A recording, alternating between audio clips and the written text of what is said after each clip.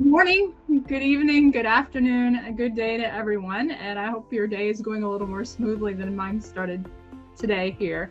The conversation we're going to be having is about risk and resilience in cybersecurity operations, and most of my experience with cybersecurity and the operational part is from a governance perspective and work with boards and directly related to risk. So we're going to be talking about that today.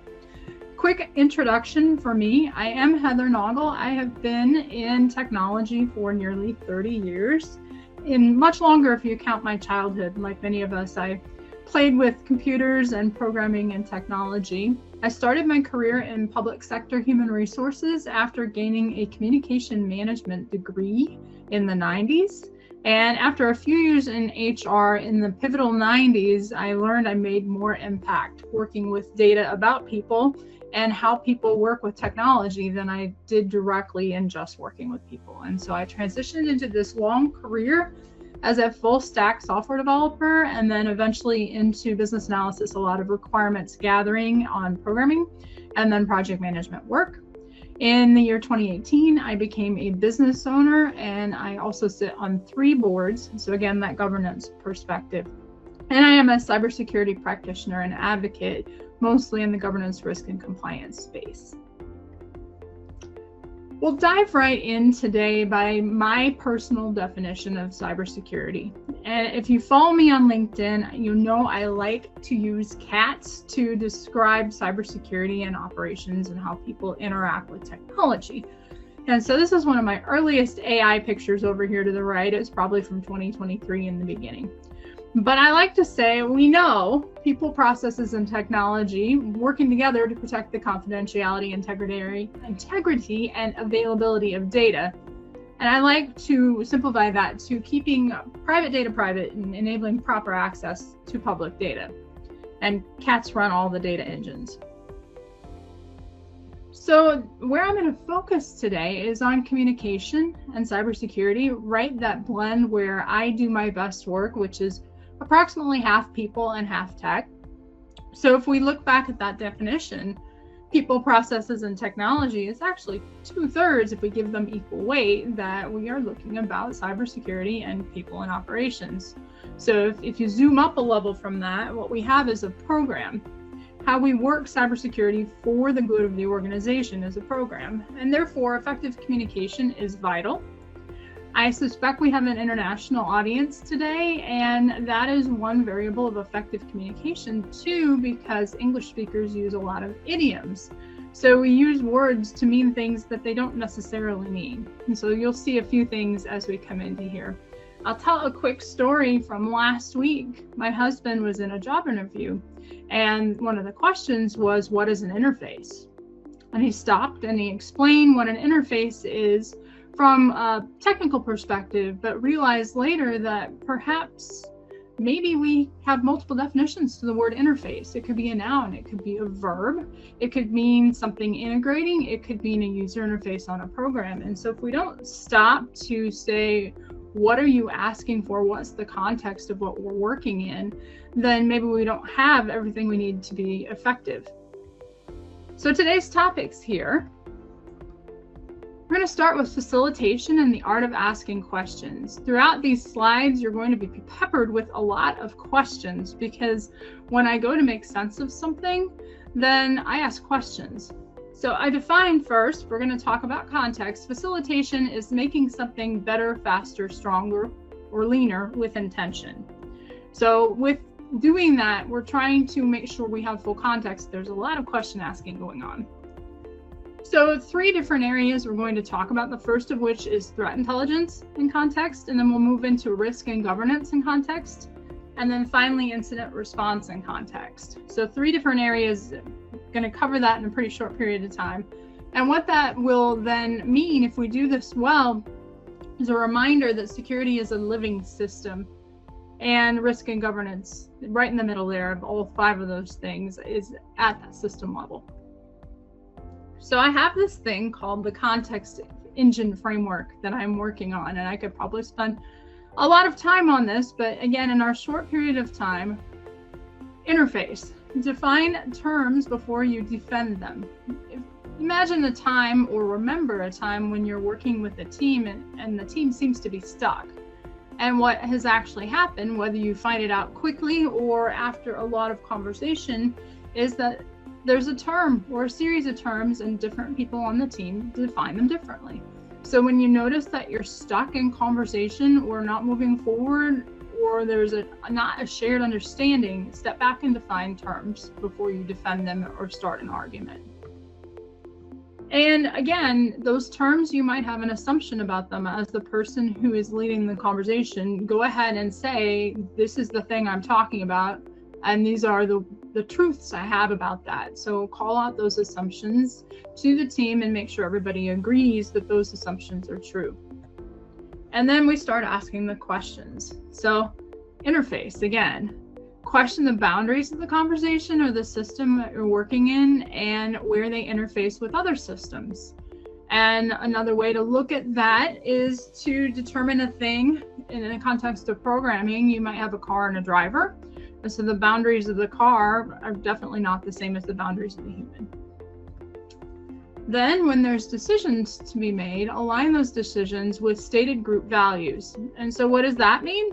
It means we have to know what the group values or what the group is discussing. And sometimes in cybersecurity, we're talking about some very complex things. And that is why decision making needs to be stated and worked on with the team.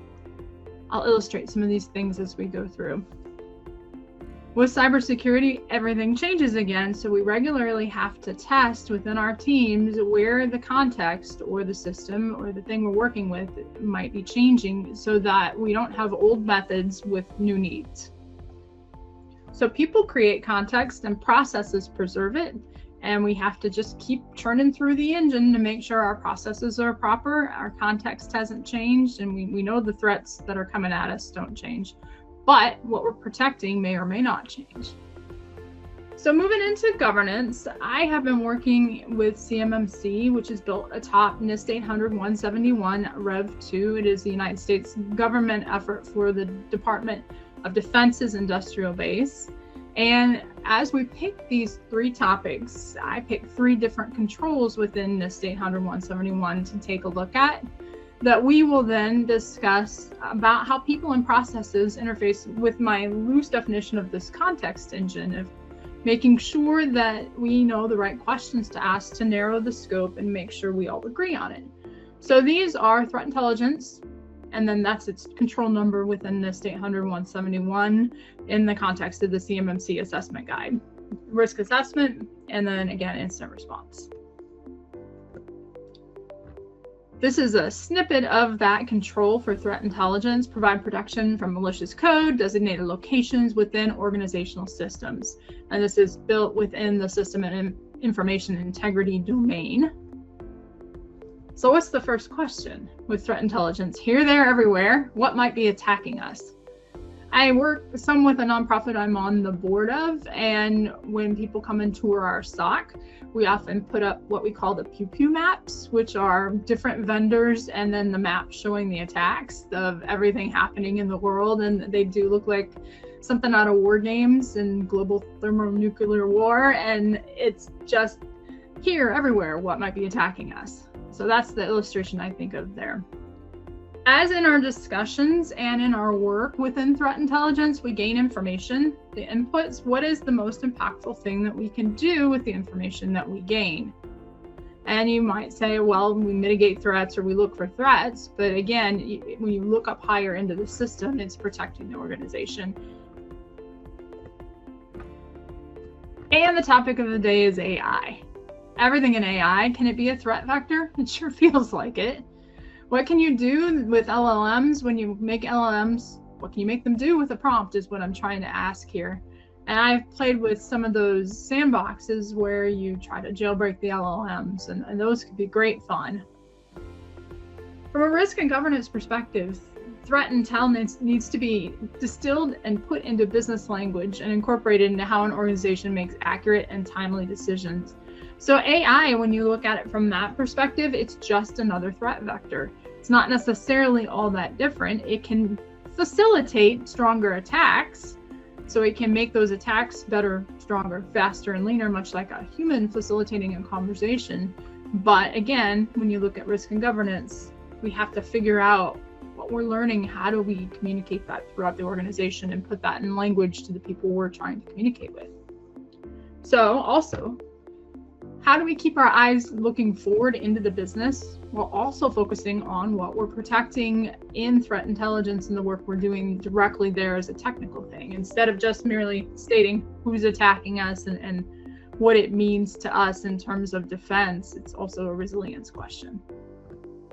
So what else? Again, regularly confirm, what is it that we are protecting in this organization? And what are we assuming about our own resilience? Do we think we're stronger than we actually are?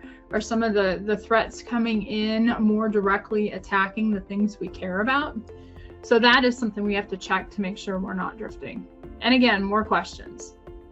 Where might the translation of technical threat data into business risk language break? So it's about the right words that we use and making sure that we are conveying as conversationalists the things that we intend to talk about, and that the people receiving the information understand it. Is threat intel influencing our strategy as a whole business, or just our operations in combating threats? Is another good question to ask. And then here's somewhere in communication we often get caught up or stuck. What handoffs exist between detection, decision, and response, and who owns that handoff process between different systems within an organization, different processes? To wrap threat intelligence, regularly confirm what it is that you are protecting and how you are evaluating and discussing the effectiveness of those protective measures.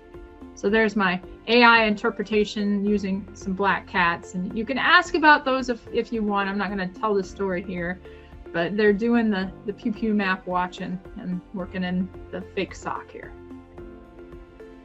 Transitioning to risk assessment, the 3.11.1 control or practice, periodically assess risks to the organizational operations resulting from the operation of organizational systems. It's much longer than that, but that'll convey the part of what I want to talk with you about.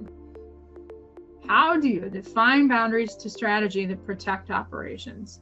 So most strategy is about risk and reward.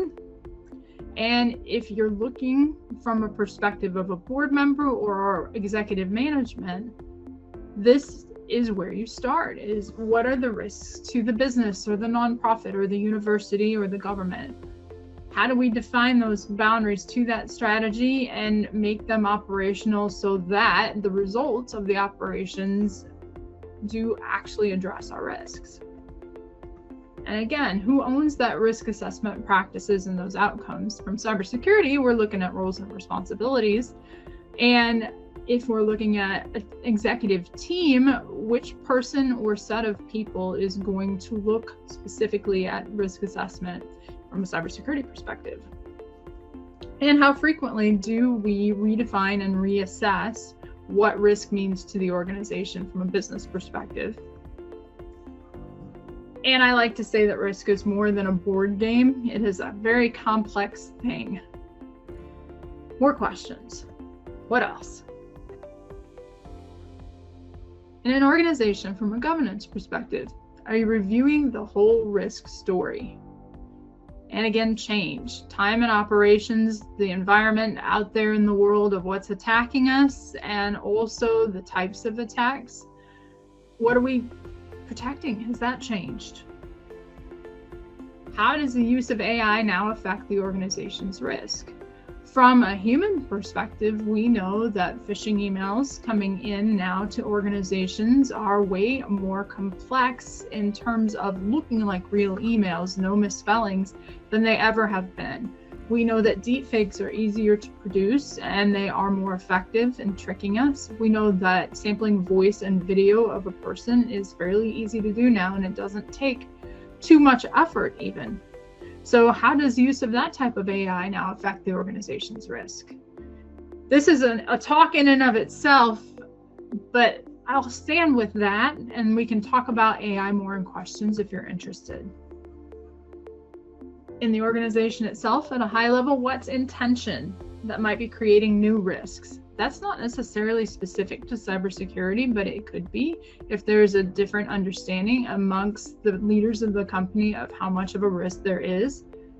I like to say that cyber attackers and their threats are invisible, but they are not imaginary, but sometimes the invisible seems imaginary. So there may be some tension in the organization of the importance of addressing cybersecurity risk and compliance within it. As an organization, how do we know our limits, and how do we question those limits to be sure that we know them? We might say we know our limits, but until we've interrogated them or questioned them, we may not because of drift and changes.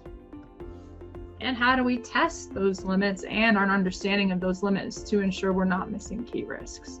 So we were talking in operations in previous slides. This is a much higher level set of questions to start conversation more in a strategic way. And with that, I think we can leave risk assessment so that it's in context of everything else in the governance perspective.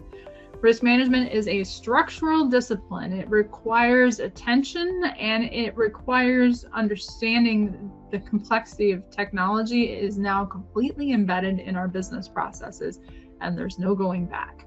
I think that's something that people who've been in the industry, technology and also business for as long as I have seen the full evolution from childhood, and really no technology other than television, radio, and cassette players, and then moving into where we are today, where I can run my business from my mobile phone if I choose to do so.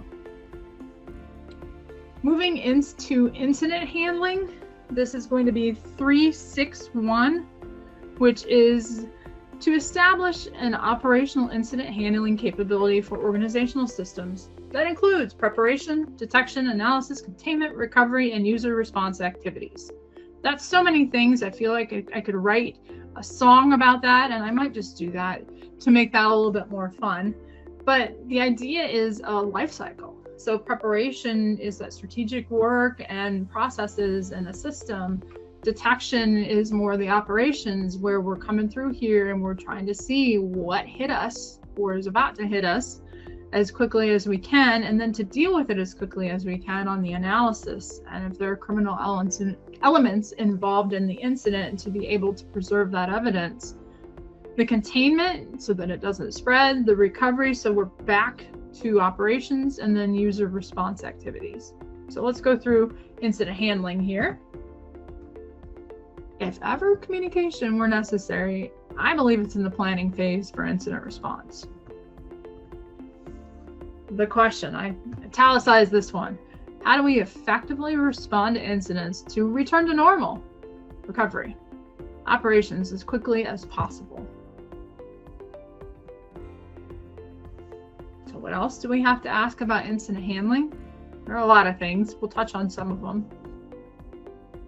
What can we automate with incident response? How about systematize? I think I need to define those two things for you.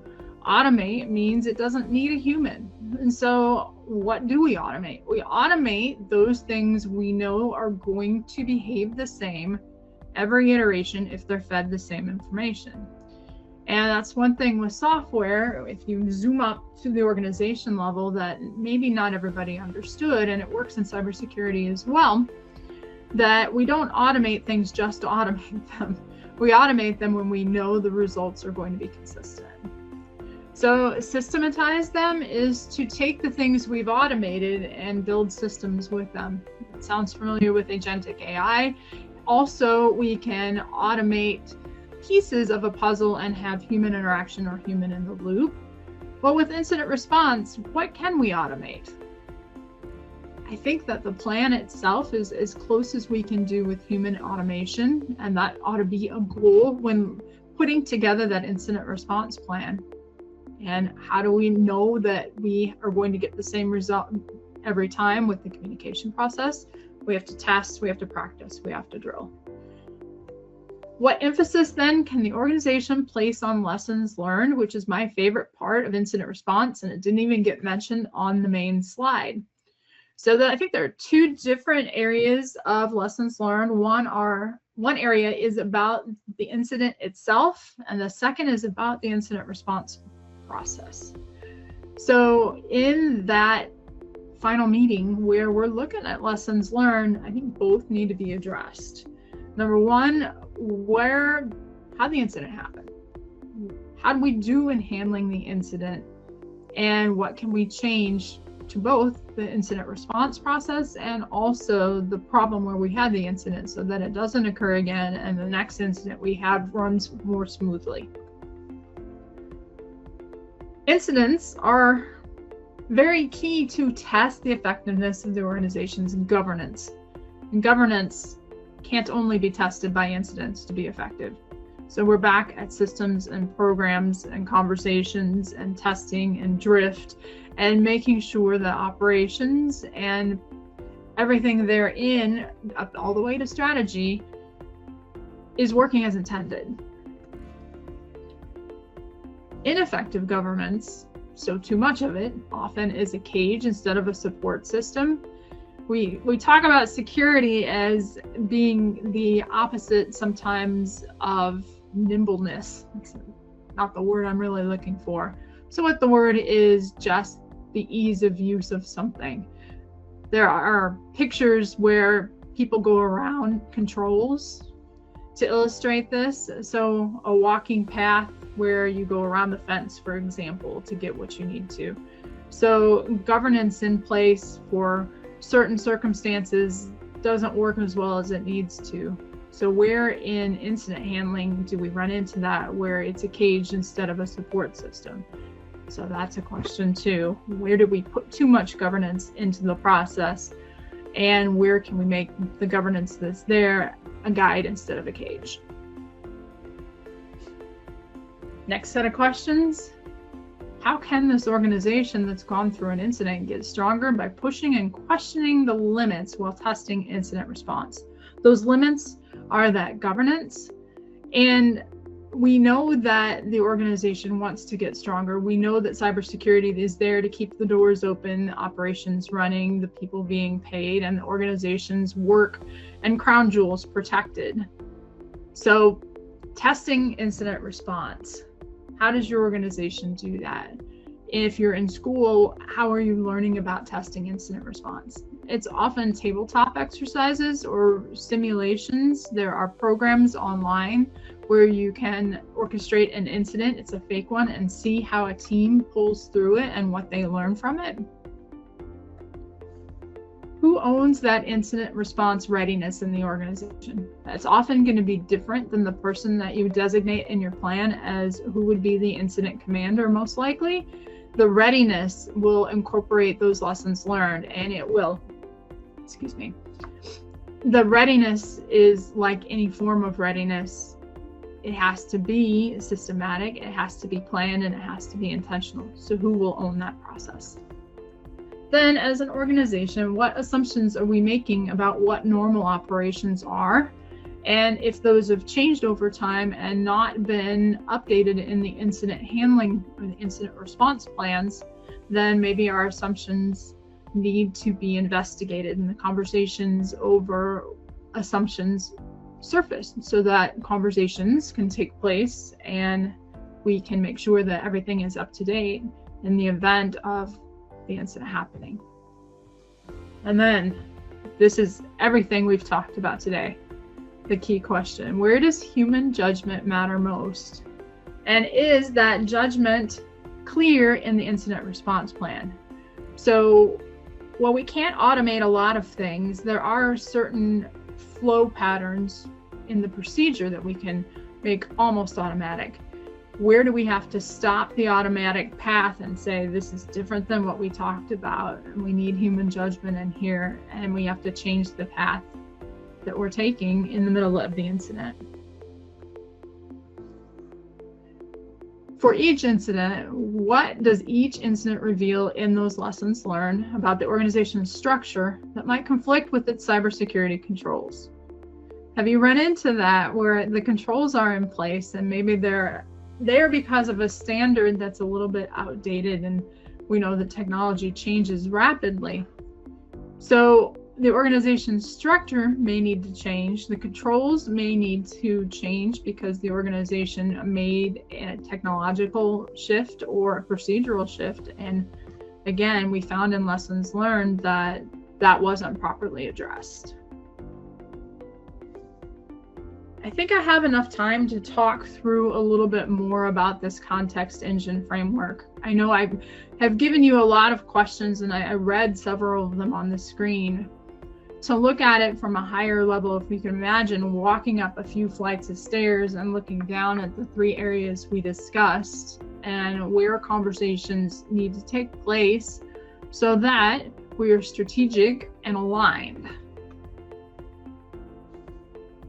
Across my career, one of the biggest things I've found is everybody knows something needs to be done. Many times people will be able to tell you exactly what it is that needs to be done. They will often also be able to tell you the result of if this thing were done, what we would have, and where it works and where it doesn't. But often there's no one clear owner of things that are cross-functional. So for cybersecurity, we know roles and responsibilities, and to be very clear of this person is going to do this thing to hopefully have this result. But when we start to work cross-functionally, and who we communicate results with, and how we use inputs, outputs, and I call it magic, functional thinking of I'm handed this bit of work, that's an input, and then the details about it. My team then has to do its magic, and then it transforms what we've been talking about into the outputs for yet another workflow. So the ownership and versions of processes that flow between teams and the efforts, who owns that whole process to success, and what does that look like? For growing organizations or new organizations, that's one of the biggest challenges for resilience, is understanding the entirety of the workflows and where there are handoffs in one team to another. Where are the gaps on the versions of the processes, or are they fully even there and ready to work with? That cross-functional review, I think I addressed it fairly well in the previous bullet point. That's very vital, because that's where your risk comes in if that's not addressed. Then to validate meeting. In the organization, are the values changing across time? Is what we're protecting changing across time? Are our processes changing? And if we don't fully understand when the process changes, what all that affects, what shifts in the organization across time that we didn't see, and then what does that mean during that shift? What does it mean to the organization? What does it mean to the teams working with the inputs that have changed? How does that affect the magic that the team adds, the value added there, and how does that affect the outputs of what the next team receives? So that meaning is really important. Most governance failures, though, happen there in that translation between the layers or the cross-functional review and handoffs of the work that different teams do. And I want to look then, if we can walk up those stairs again and look down, at cybersecurity as a program that is facilitated by policies, processes, plans, and procedures, and change affects all of those things. So it doesn't say it anywhere here at all, but risk and change, we know they go hand in hand. I didn't put the word change in here very often in the presentation, but change will affect all of these things. And if any one of them is weaker than the others, then change will affect it more. Continue to expose and explore assumptions that a team is making to be sure that they're accurate. So if you've always trusted input from another team and we assume that the process didn't change, we assume that the input is always going to be good, there has to be something in place where those assumptions, we don't make those anymore, we test them regularly. So another way, just to sum all of that up, in the organization are words, decisions, and behaviors aligned. And we only know that if we ask more questions which are, how do we know that words, decisions, and behaviors are aligned? How do we test that? How regularly do we govern that and review it? And what's the impact of the various areas and teams when words, decisions, and behaviors are not aligned? So I'm leaning into this idea of questions from a zero trust perspective and applying that not to people individually, but to processes. Ask. If something doesn't look right, ask. If you're learning something and you don't have all the information that you need to make a decision that's going to affect the outcome of your work, ask. If something seems to be one thing but might be another, ask. And then if you don't get what you need in terms of an answer, ask again in a different way. That may require some thought. It may require context of telling a story of how this thing might be. It's why I use cats to tell stories, is I'm trying to illustrate a concept of something from a perspective that doesn't really have meaning unless I give it meaning. And so I'm sure that made sense. So I would ask me to define that again. Stories are helpful. If I can tell a story and I can use something in that story as a metaphor to represent reality, sometimes it's easier than just putting the nouns and the verbs out there and how they interact. Because if you can then tell the story and relate what is the circumstance here that we're trying to convey and what it means in cybersecurity, then it can be helpful in understanding it from an analogy perspective. And then ask across the organizational layers and the different functions and the inputs and the outputs, just to make sure that when something seems off, it's at least in discussion then with the people who own those functions. And the zero trust piece of this is to verify everything. So we have to know what's true. We have to know what our values are as an organization, and we have to understand how cybersecurity works as a program. If something seems off, and as a regular practice, verify that it's true. To move back to resilience, resilience begins actually with disciplined doubt and asking the questions and interrogating and maintaining where we are with clear context and making sure that change hasn't happened and hasn't been documented, and that common understanding amongst teams and across multiple teams is available through the way you've built your cybersecurity program.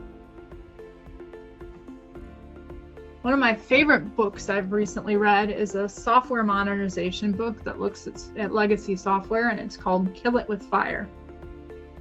The author of that book is named Marianne Bellotti, and she said the biggest problems we have to solve are not technical problems, but people problems. And it's a lovely book. I recommend it. I have many book recommendations. If you look behind me, I recommend most of those. And with that, I am Heather Noggle, and I would like to thank you for listening to me ramble about communication, and turn this over to Shilpa for a while, and then we will come back with Q&A when it is time.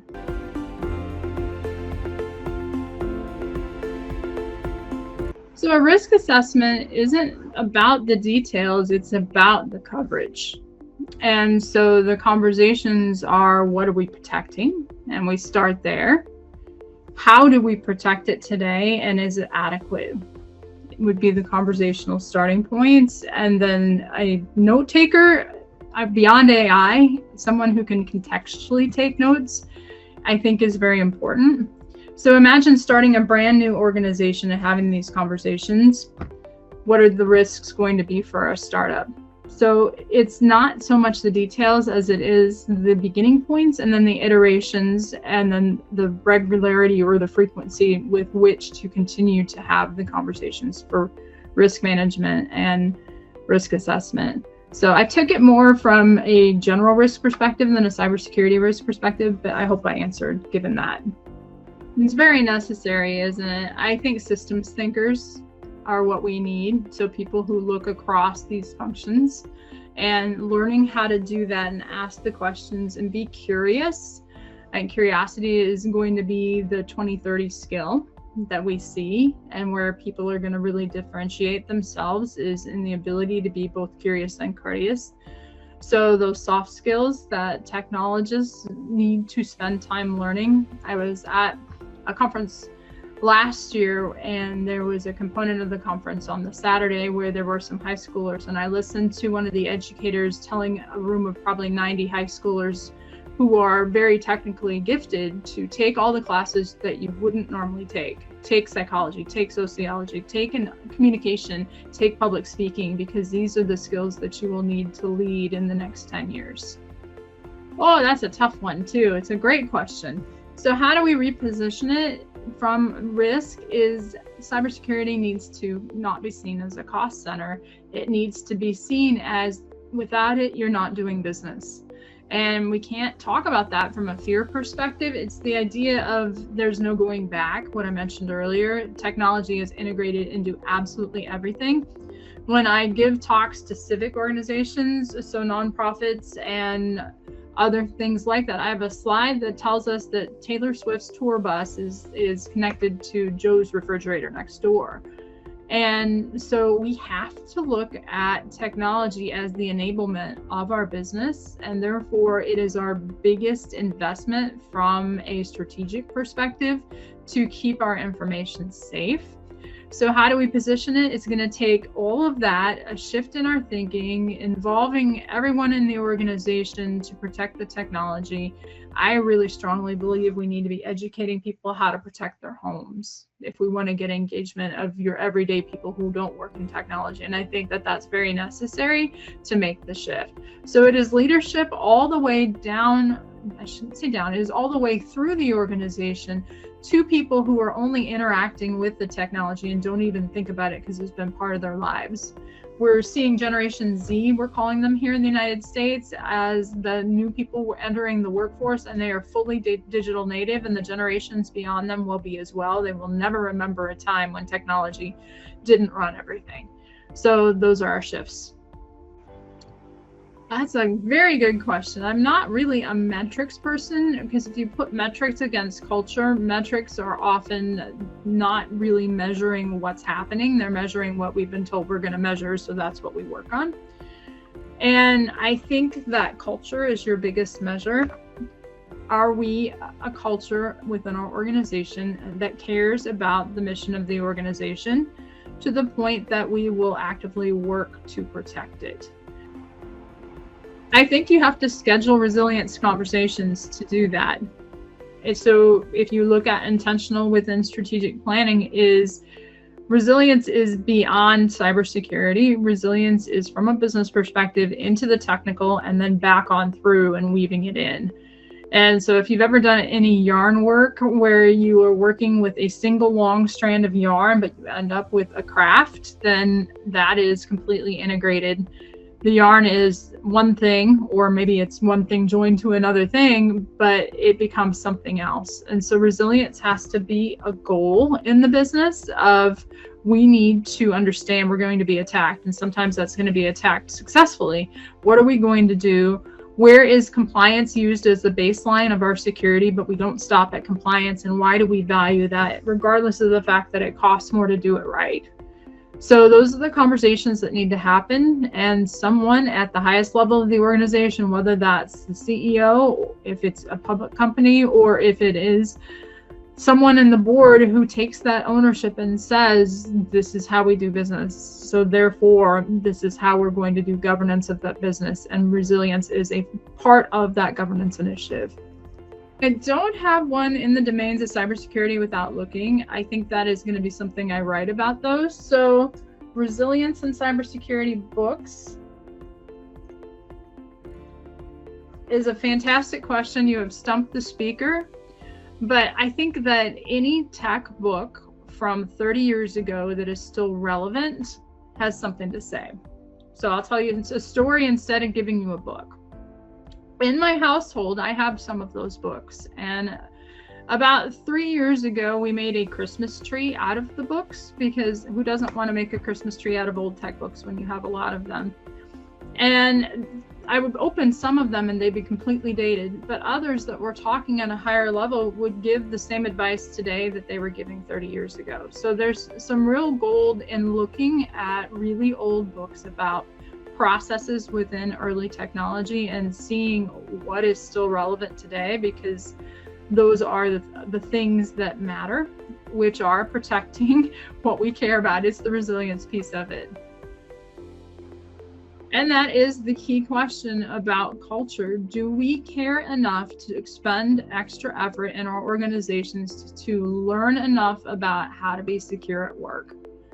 To change our processes that make them harder to do, like multi-factor authentication. I'll talk to people about that in smaller organizations where they'd rather not use it, and explain that that is what protects you.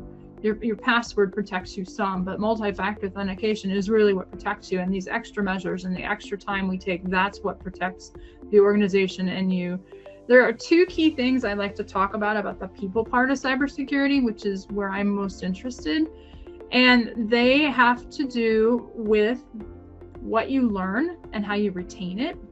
So the security awareness training we have to take, if you end up taking the same training and you only take it yearly, do that in groups, pop popcorn and make fun of it. And then say, well, where does this matter? Where is this irrelevant? Where can we be better? And again, to go back to what I was mentioning, organizations need to train their people how to be safe at home, and then can turn around and apply why that matters at work as well, and also how important the information technology people are, the cybersecurity people are, that the hardest thing about their jobs is when they're doing their jobs right, nobody even notices them and they seem like they're not adding to the organization. And so it is the job of the people working in the culture to make sure that this modern way of doing business is very clear, and then the reason for it is also, and then providing people with tips and knowledge that they need in order to protect themselves at home, because even the least technical person is still connected at home. It's because we humans are really creative, and attacking it can gain some real rewards to people who are first. You know, the 0 days are quite an accomplishment to people who are attacking. I'm not addressing cyber criminal as a career choice. I think that human ingenuity, and then the assist lately that AI can give to human ingenuity, it amplifies experts who know how to use it. We are always going to play catch up to the cyber criminals. And so that's why the resilience piece versus stopping all the attacks is our focus. Is we're not going to stop all the attacks. There is a gentleman locally who found a vulnerability in the Linux kernel a few years back, and that was a very technical conversation talk he gave, and I followed most of it. But to find something that integral to how Linux operates, that took some work. And he was a vulnerability researcher, so not a cyber criminal. We are always going to be finding bugs and flaws and malicious code. So we'll do our best with it. That's why we focus on resilience, though, because some of it's going to get through. And the old trite saying is the attackers only need to get it right once. Well, that's because we're flawed. We're flawed on the defense, and the attackers, they're creative. How frequently it is talking about resilience, talking about cybersecurity, putting money to fund cybersecurity, working through compliance as a baseline and not just as the goal, looking at cybersecurity as a program, so the people, the processes, and also the technology, and understanding where it needs to change, even though it's just put through all this effort and time and spending and hiring, that the understanding is this work is never done. So I will leave with that. If the organization understands cybersecurity is something that you never achieve and are always working toward, and the organization has embraced that, I think that that's what you measure against. So it goes all the way back to culture again.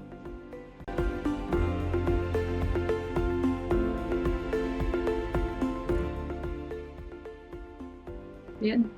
Look for culture, learn those people skills in what you're working toward with technology, and understand that we can do our best in this fight against the things that are attacking us, and also with where we are introducing flaws in our own work. We can work better, we can have these conversations, and we can find our context.